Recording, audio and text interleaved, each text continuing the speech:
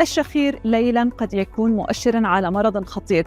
الدراسات الطبية الحديثة تقول إن استمرار مشكلة الشخير أثناء النوم قد يكون دليلاً على ورم الخلايا العصبية الشمية، وهو نوع نادر من السرطان ينشأ في الجزء العلوي من تجويف الأنف.